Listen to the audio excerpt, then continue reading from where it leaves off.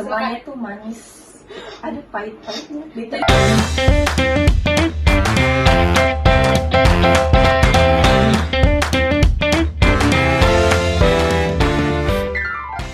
Hi Smandels Pals. This is Osis Smandels and you're listening to Smandels Talk.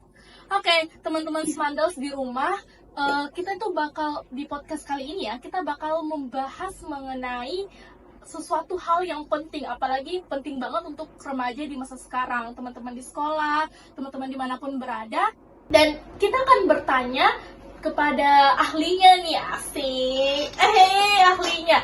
Oke, kita akan membahas mengenai kepemimpinan di sekolah, bagaimana cara kita memimpin, dan ini penting banget untuk masa depan kita tentunya. Tanpa berlama-lama lagi ya, langsung aja kita panggil bintang tamu kita tuh spesial awesome banget, yaitu Kak Anastasia Tukadewi sebagai Ketua OSIS SMA Negeri 18 Makassar. Yeay! Halo Kak Tasya. Halo. Wah, keren banget gak sih Smandels Pals, kita bisa ngundang Ketua OSIS nih dari SMA Negeri 18 Makassar. Mungkin Kak Tasya pertama-tama bisa memperkenalkan ulang gitu ke Smandels Pals supaya teman-teman di rumah atau Smandels Pals itu lebih kenal gitu lagi, lebih dekat lagi sama Kak Tasya. Oke. Hai Smandels Pals, jadi kenalin aku Anastasia Tukadewi, akrab disapa Tasya. Saat ini saya merupakan Ketua OSIS SMA 18 Makassar periode 2024-2025. Salam kenal semuanya. Oke, bagus nih Kak Tasya. Oke, Kak Tasya gimana nih puasanya? Lancar? Alhamdulillah lancar walaupun banyak tantangan gitu ya. Oh iya. Menghadapi. Tantangan setan ya memang ya, padahal setan dikurung gitu. Oke, Kak Tasya, kan kita ini lagi nggak sekolah ya. Iya betul. Nah, Kak Tasya kira-kira ngapain sih di rumah gitu mungkin, atau ada kesibukan gitu di luar? Jujur sebenarnya saya itu sibuknya pas awal-awal puasa sih, karena bertepatan dengan program kerja kita Rawis. Oh iya betul. Terus sekali. di dalam satu minggu itu ada baksos juga, jadi habis sibuknya di awal Ramadan. Tapi pas akhir-akhir itu kayaknya saya fokus buat istirahat saja di rumah. Oke, kita harus istirahat dulu guys supaya sebelum kita menjelang apa ya, kayak proker-proker yang lain gitu. Betul nggak sih Kak Tasya? Betul banget, betul banget. Oke, Kak Tasya mungkin kita langsung aja nih ya Oke, boleh. ke pertanyaan pertama. Oke, siap. Dengar-dengar Kak Tasya katanya ketua OSIS perempuan kedua ya. Keren banget gak sih Kak Tasya? Katanya guys, di SMA Negeri 18 Makassar itu hampir semuanya ketua OSISnya laki-laki. Dan Kak Tasya adalah reformasi. Tepuk tangan. Keren banget sih Kak Tasya. Oke, Kak Tasya, pertanyaan pertama, apa alasan terbesar kakak mencalonkan diri sebagai ketua OSIS? Atau memang kayak dari SMP itu ada apa ya, kayak ingin menjadi ketua gitu, atau memang baru-baru ini? Oke, kalau kau udah bilang dari SMP sebenarnya udah lebih jauh lagi. Oh jauh. Jadi iya, gitu, sebenarnya saya maunya itu punya keinginan itu dari SD. wow, Jadi dari SD teman-teman. lamanya. Yes, betul. Jadi pas SD itu saya lihat ada temanku perempuan. Oke. Terus si perempuan ini kayak selalu dipercaya sama teman-temanku yang lain. Oh jadi Kak Tasya mau menjadi orang seperti itu gitu? Sebenarnya kalau kata baiknya seperti itu, cuman ini rada jahat ya, saya rada iri sama teman. Yes, betul, saya sangat iri sama teman-temanku karena kayak social butterfly sekali. Kalau ada, jadi dimanapun dia ada pasti teman-temannya tuh support dia di belakang. Sedangkan saya di satu sisi kayak dari support kak begitu ya. Yes, jadi ini itu berdasarkan dari trauma. Tapi bagus gak sih kita kayak iri gitu ke orang lain, tapi lebih ke positifnya, jadi kayak kita mau jadi kayak dia gitu, supaya kita lebih aktif di dunia persekolahan. Ya jadi semuanya tuh tidak harus ditanggapi dengan hal negatif, bisa kita jadikan sebagai motivasi. Ya betul sekali Kak Tasya. Nah, Kak Tasya pasti setelah menjadi ketua OSIS di SMA Negeri 18 Makassar gitu ya, apa sih yang pertama kali kakak rasakan kayak, atau memang ada rasa kakak sebelum itu tidak percaya gitu, sekarang menjadi ketua OSIS dari SMA Negeri 18 Makassar, gimana sih perasaan kakak gitu pertama kali? Baik, jadi kalau rasa yang pertama itu rada kayak, aduh bisa aja kah jalankan ke ini, kayak selama satu periode ini bisa aja kah. Tapi berkat dukungan teman-teman dari pengurus OSIS, dari teman-teman sekalian, bahkan teman-teman yang sudah pilih saya sebagai ketua OSIS, kayak banyak di orang yang support Kak begitu. Kenapa saya harus pesimis sedangkan banyak orang yang kayak percayakan kepada saya. Jadi kenapa tidak dijalankan saja? Tapi di samping itu kalau udah pasti ada rasa kayak insecure, kayak bisa nggak sih saya sebagus ketua OSIS sebelumnya? Gitu. Tapi saya lihat Kak Tasya kayaknya bagus ya, soalnya dari public speakingnya aja udah bagus guys. Pasti perjalanan ke depannya lebih bagus lagi. Amin. Aku dengar ya Kak Tasya, katanya Kak Tasya pernah menjadi ketua basket dan juga pernah menjadi sekretaris OSIS di SMP. Berarti udah ada pengalaman OSISnya gitu di SMP, terus lanjut ke SMA. Dan katanya Kak Tasya aktif banget di SMP mengikuti organisasi dan ekstrakurikuler. Apa betul Kak Tasya seperti itu? Yes, betul banget Kak Oda. Tapi saya ceritain ya, karena nggak semuanya itu manis. Ada pahit-pahitnya gitu. Jadi teman-teman di Smandels Pulse, teman-teman di rumah, jangan memandang orang gitu dari enaknya aja. Yes. Harus lihat di belakangnya perjuangannya gimana, pahitnya gimana. Oke, sekarang Kak Tasya melanjutkan ceritanya. Nah, jadi pada SMP itu saya udah mulai diberikan kepercayaan mengemban tugas sebagai saya ceritain dulu beberapa ekskul yang saya masukin. Oke, silakan. Nah, jadi pas itu ada saya ikut basket, saya ikut OSIS, saya ikut Paskib. yes, sama karate sempat di luar, tapi agak gimana gitu. 4 guys. Yes. Dan bisa ya Kak Tasya time management. Sebentar kita bahas soal time management dari Kak Tasya. Oke, mungkin Kak Tasya lanjut cerita. Oke, jadi tugas yang saya terima pertama itu menjadi sekretaris. Oke. Terus nggak tahu ikut alur, tiba-tiba Alur. terbawa arus menjadi ketua basket. Terus abis itu saya sempat mencalonkan menjadi ketua paski pada saat itu, cuman karena kondisi kesehatan dan juga kayaknya terlalu over nih saya rasa. Banyak banget ya. Yes, banyak banget, dan di situ tidak cuma enak yang saya dapat banyak kritikan kayak kok ketua tapi kenapa sih pikiranmu itu terbagi menjadi banyak begitu ya. Jadinya agak nggak fokus ke satu hal. Sebenarnya fokus ya, cuman kita nggak bisa kendalikan apa yang dipikirkan sama orang. Iya, betul sekali. Dan itu nih salah satu kata-kata yang sering dilupa sama motivator, Apa yaitu jangan jadi pemimpin kalau takut buat disalahkan. Oh, wow, keren sih. Itu saya rasa sekarang, karena sebagai seorang pemimpin itu kita nggak bisa paksakan semua orang suka sama kita. Iya, karena apa ya, orang-orang tuh berbeda gitu. Yes. Pasti ketika kita melakukan hal baik pasti ada aja gitu orang-orang di luar sana yang nggak suka sama kita, iri sama kita gitu. Bahkan orang sekelas presiden pun tidak luput dari yang namanya kritikan dan saran. Dan itu salah satu alasan saya buat berprogres. Jadi saya membuktikan sama orang-orang yang menjelekin saya dulu bahwa saya tuh nggak gini loh. Bahwa Kak Tasya bisa, Yes, gitu. Kak Tasya bisa sampai di titik sekarang. Yes. Karena saya mulai over waktu SMP, saya mulai mengundurkan diri dari apa, Kak? dari pasti pada saat itu. Wow. Karate juga saya keluar. Oke. Karena saya udah pikir, oh iya sih, sebenarnya kita nggak boleh selalu egois ya, kita nggak boleh selalu utamakan ego kita mengikuti ini, mengikuti itu, tapi ada satu hal yang belum kita selesaikan. Jadi saya mau fokus dulu ke basket, saya benahilah apa yang harus dibenahi di situ, terus di OSIS juga. Sebenarnya kalau dibilang OSIS SMP sama SMA itu beda banget nggak sih Kak? Beda banget. Saya juga ya sebenarnya waktu itu ngerasa walaupun Yes. hanya di pertengahan jalan kayak beda banget gitu guys, karena di SMA kita tuh betul-betul apa ya, kayak rinci banget gitu Yes. loh jalanannya, sedangkan di SMP masih santai-santai, kita masih bisa santai, sedangkan di SMA beda. Yes, fun fact, sama Kak Ore itu sudah SMP teman-teman. Yes. Terus saat SMP, terus mungkin bisa dilihat lah bagaimana perjalanannya sebagai OSIS di SMP kayak beda banget kan sama Iya. sekarang. Apalagi kita lihat perjalanannya di SMA ya, betul-betul intens banget guys, karena apa ya, kita harus mengemban tugas yang betul-betul lebih besar lagi. Oke, mungkin kita lanjut ke pertanyaan selanjutnya supaya kita lebih banyak mengambil ilmu dari orang terkeren ini, Kak Tasya ya. Kak Tasya nih, jika ada teman-teman di rumah atau teman-teman Smandels Pulse gitu yang ingin menjadi seorang pemimpin tapi masih ragu dengan dirinya sendiri, kurang percaya diri tampil di depan umum, apakah ada saran untuk mereka, Kak? Oke. Jadi mungkin kalau saya beri saran, jangan nih saya kasih saja apa benefitnya menjadi ketua OSIS. Oke. Gitu. Jadi semenjak menjadi ketua OSIS itu saya merasakan banyak sekali perbedaan teman-teman. Dimulai dari kayak orang itu menjadi segan, terus relasi sih minta ampun ya kak, kayak banyak banget. Oke. Yes, itu kita jadi banyak teman. Jadi saya rasakan bahwa sebelum saya menjadi ketua OSIS itu kayak orang-orang mungkin masih Belum kenal, yes, gitu.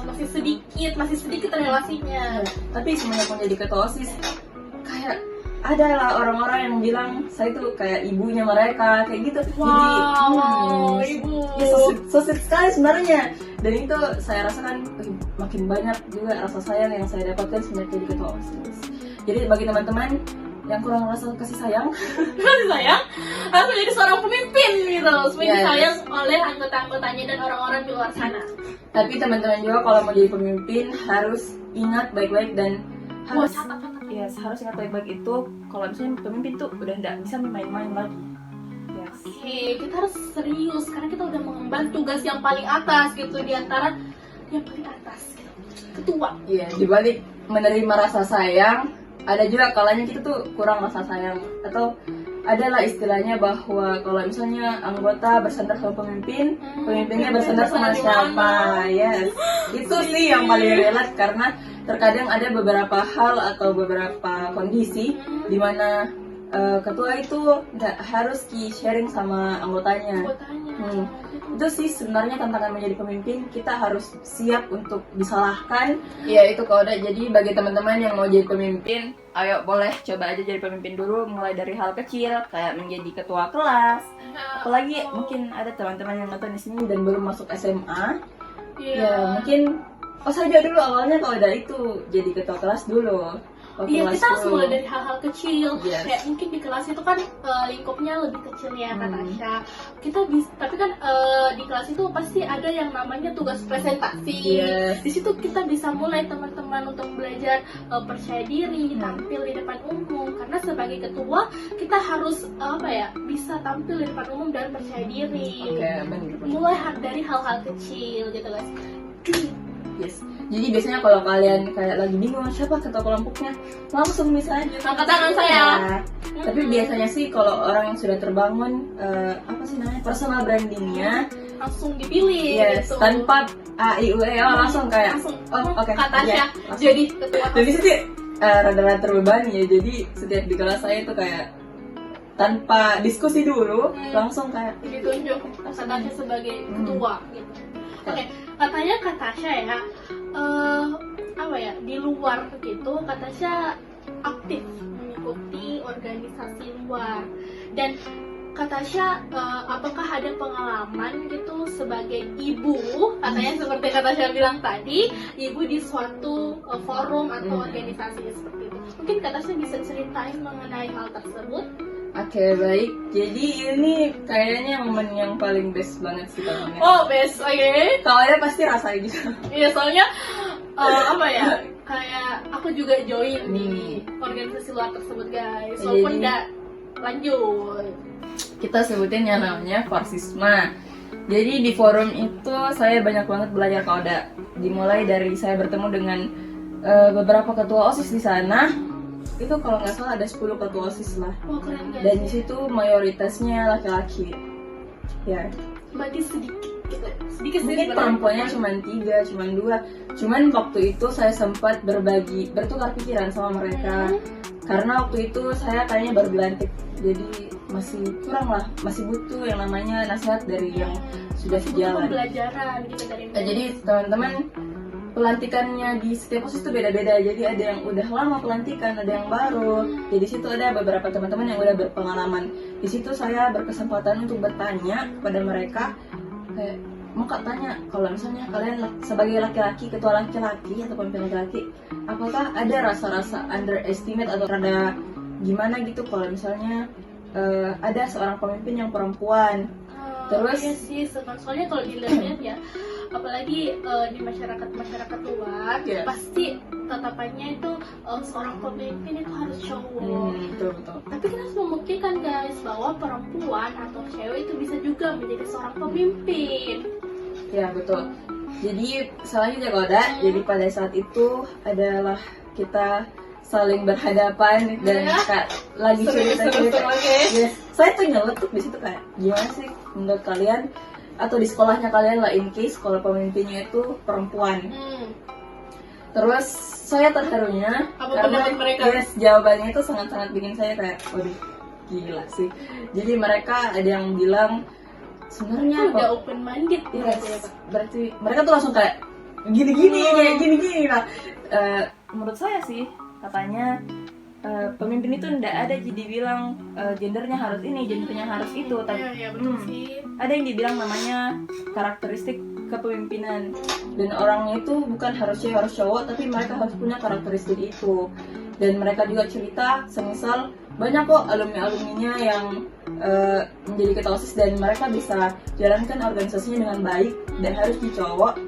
Bahkan ada ketua atau pemimpin yang laki-laki tapi tidak memiliki karakteristik itu, justru didapatkan oleh cewek. Kalau misalnya kita memiliki kalau kita memiliki karakteristik seorang pemimpin seperti yang Kak Tasya bilang, kenapa kita nggak mencobanya gitu ya kan? Selagi kita mampu, selagi kita bisa, kita harus mencobanya guys. Terus dua pembelajaran yang bisa saya dapatkan yaitu bahwa saya itu bukan orangnya yang tipe orang yang latihan di rumah kayak secara otodidak, bukan ke orang seperti itu. Berarti Kak Tasya kayak mengikuti arus gitu. Bukan mengikuti arus, tapi kayak saya menjerumuskan diri ke langsung nih saja eksekusinya, langsung saja saya terlibat di dalamnya. Jadi bukan secara teori, bukan secara latihan di depan cermin, tapi saya langsung coba misalnya langsung depannya orang kayak gitu. Wow, keren gak sih guys? Langsung coba. Iya. Tapi ini beda-beda ya setiap orang. Mungkin ada orang yang kayak harus latihan dulu. Tapi saya tuh bilang improvisasi saja. Kayak keluarkan saja apa yang mau kita bilang di depan umum. Karena orang-orang itu lagi lihat ke kita. Kenapa sih kita tidak keluarkan saja apa yang mau kita bilang selagi mereka mendengarkan? Kan kalau kita bicara nggak mungkin mereka langsung lempar ke batu. Kan nggak mungkin kan? Nggak mungkin. Betul sekali Natasha.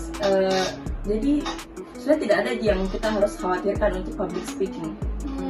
Oke, keren banget gak sih Kak Tasya? Perjalanan gitu yang kayak panjang gitu perjalanannya Kak Tasya sampai di detik ini itu nggak mudah guys. Oke Kak Tasya, mungkin kita langsung lanjut ke pertanyaan terakhir nih, the last question, dan bakal jadi pertanyaan penutup di Smandels Talk volume 3 ini episode pertama. Jadi apa sih Kak goals Kakak untuk pengurusnya Kakak OSIS, dan apa harapan Kakak untuk pengurus selanjutnya gitu, tujuan Kakak, goalsnya gitu. Baik, jadi kalau bahas soal goals itu sebenarnya masih panjang ya. Masih panjang ceritanya saya menjadi ketua OSIS, entah itu nanti berhasil atau gimana. Tapi untuk sekarang pasti goalsnya itu saya bisa menjalankan program-program kerja yang sudah kita excited buat jalankan waktu rapat kerja, itu bisa terjalankan semua. Amin. Salah satunya sama amin. Jadi saya harap juga, besar harapan saya kepada adik-adik saya di rumah atau dimanapun berada Smandels Talk. Saya harap kalian itu selalu mau ambil resiko dan tolonglah jangan selalu di zona nyamannya kalian. Kalau bisa kalian buat perubahan di angkatannya kalian tanpa merusak apa yang sudah diajarkan di pengurus sebelumnya gitu. Betul. Jadi saya harapkan kalian bakal menjadi pemimpin siswa-siswi Semangat 18 Makassar, menjadi teladan dan bakal bawa OSIS 18 Makassar itu tidak stuck di sini-sini saja. Wow, Masya Allah. Tepuk tangan dulu guys. Gak terasa sih Kak. Iya. Ngomong gitu gak terasa. Seru banget gitu pembahasan dari Kak Tasya. Padahal tadi kita kayak bilang bakal haus karena ini lagi puasa. Masya Allah. Tapi haus sih Kak. Tapi walaupun haus seru gitu loh guys. Seru pembahasannya. Udah gak terasa nih, udah di penghujung acara gitu, udah di penghujung pembicaraan kita. Dan terima kasih banget ya untuk Kak Tasya karena bersedia hadir gitu sebagai narasumber terkeren kita, terkecoh kita, awesome banget gitu di Smandels Talk volume 3 ini. Oke, sekian untuk episode Smanos Talk volume 3 episode 1. Stay tune terus ya untuk episode berikutnya. See you and bye-bye!